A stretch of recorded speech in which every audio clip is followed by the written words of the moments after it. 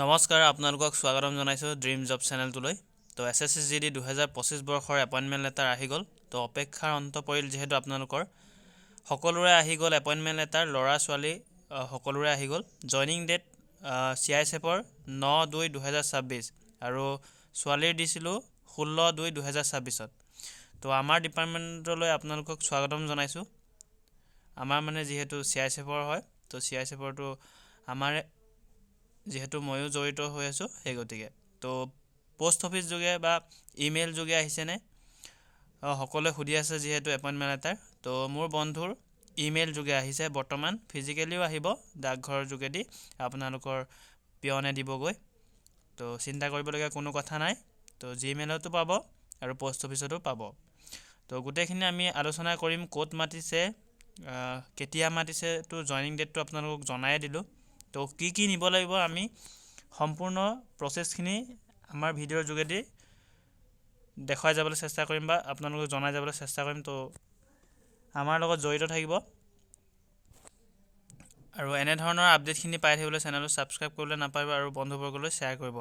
আৰু উইথেলৰ এপইণ্টমেণ্ট কেতিয়া পাব, বহুতৰে কুৱেশ্যন হয়। উইথেলখিনি বহুত চিন্তিত অৱস্থাত থাকে, যিহেতু উইথেল হৈছিলোঁ 2023 আছিলোঁ, কিন্তু মই এবছৰ মোৰ অলপ দেৰি হৈছিলে, প্ৰচেছ দুবাৰ হৈছিলে। যিহেতু মই গোটেই প্ৰচেছখিনি আপোনালোকক যদি জানিব ইচ্ছা থাকে বা কোনোবা উইথেল আছে তেওঁলোকে চাব পাৰে, ভিডিঅ' দিয়া আছে আগৰ উইথেলৰ, আৰু লগতে যদি কিবা কুৱেশ্যন থাকে সুধিব পাৰে। তো আগবাঢ়িছোঁ। মোৰ বন্ধুক কোনটো RTC লৈ মাতিছে আৰু কি লগত লৈ যাব দিছে সেইখিনি আমি আলোচনা কৰি লওঁ। তো বন্ধুগৰাকীয়ে যিহেতু মোক তেওঁৰ এপইণ্টমেণ্টখন শ্বেয়াৰ কৰিছে স্ক্ৰীনশ্বটৰ যোগেদি, মই আপোনালোকক দেখাবলৈ চেষ্টা কৰিছোঁ। CISF group headquarters Guwahati, post Vashistha, hockey stadium road, near AG colony, Beharbari, Kamrup metro'. যিহেতু আমাৰ এইটো অফিচ হয় CISFৰ হেডকোৱাৰ্টাৰ, নৰ্থ ইষ্টৰ যোনটো আমাৰ অসমৰ। তো এইটো 24 তাৰিখে জেনেৰেট হৈছিলে আপোনালোকৰ এপইণ্টমেণ্টখন, কিন্তু 26 তাৰিখে ইয়াতে জিমেইলত আহিছে। তো ইয়াতে এড্ৰেছখিনি আমি ঢাকি দিছোঁ কিয়নো প্ৰাইভেচি থাকে। তো এইখিনি চাই ল'ব, এইখিনি ইমান ইম্পৰ্টেণ্ট নহয় এড্ৰেছখিনি।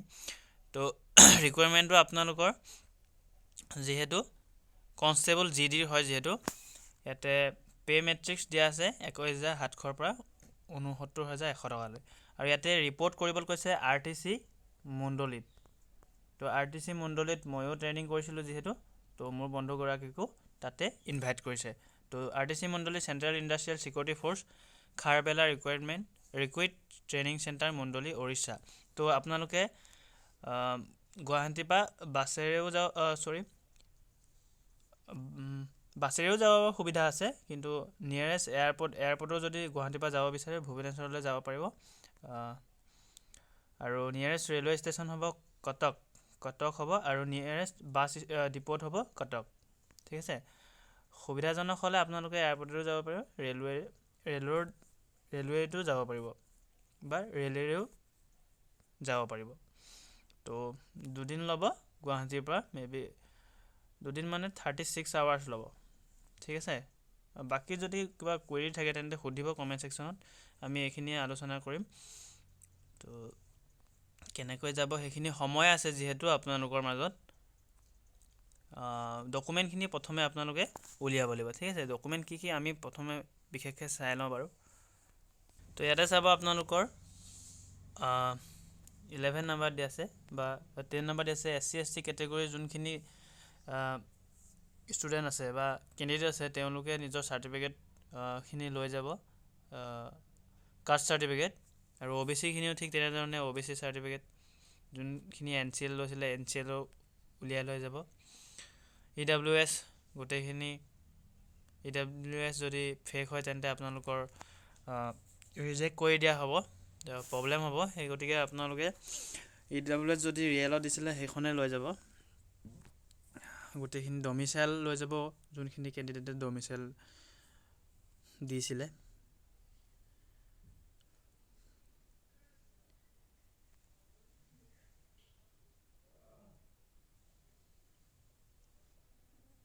আৰু আপোনালোকৰ RTCত ফ্ৰেছ মেডিকেল হ'ব বুলি ইয়াতে উল্লেখ কৰিছে 20/5/2015 যোনটো MHA ইছ্যু কৰিছিলে গাইডলাইন তাৰ অনুসৰি আপোনালোকৰ মেডিকেলসমূহ আকৌ হ'ব পুনৰবাৰ নৰ্মেল হ'ব ভয় কৰিবলৈ কোনো কথা নাই নৰ্মেল মেডিকেল হ'ব আৰু আপোনালোকে ইয়াতে দিয়া আছে 3 নম্বৰ পইণ্টটো চাব if you accept the above mention terms and condition you may report to principal RTC Mundali 9 তাৰিখে আপোনালোকে ৰিপৰ্ট কৰিব আৰু ৰিপিট এইটো 9/2/2026 for joining the post of constable GD তো আপোনালোকে এইখিনি ফৰ্মেলিটিছৰ এজ পাৰ ৰুলৰ মতে আপোনালোকে ৰিকুৱাৰমেণ্ট যোনখিনি ৰিকুৱাৰ্ড হ'ব বেছিক ট্ৰেইনিঙৰ RTCৰ বাবে সেইখিনি ডকুমেণ্ট লৈ ল'ব আৰু আপোনালোকে 9 তাৰিখে ৰিপৰ্ট কৰিব লাগিব যদি 9 তাৰিখে ৰিপৰ্ট কৰিব নোৱাৰে তেন্তে আপোনালোকে 3 ফেব্ৰুৱাৰীতে এক্সটেনশ্যন যদি ল'ম বুলি ভাবিছে কাৰোবাৰ যদি এক্সটেনশ্যন ল'ম বুলি ভাবিছে তেন্তে 3 ফেব্ৰুৱাৰীতে পোষ্ট যোগে আপোনালোকে লেটাৰ পঠাব লাগিব যে মই 9 তাৰিখে জইন দিব নোৱাৰোঁ সেইটো আপোনালোকৰ বাবে এটা এক্সটেনশ্যনৰ বাবে তেওঁলোকে অপৰচুনিটি দিছে বুলি ইয়াতে উল্লেখ কৰিছে গোটেইখিনি পঢ়ি চাব বাৰু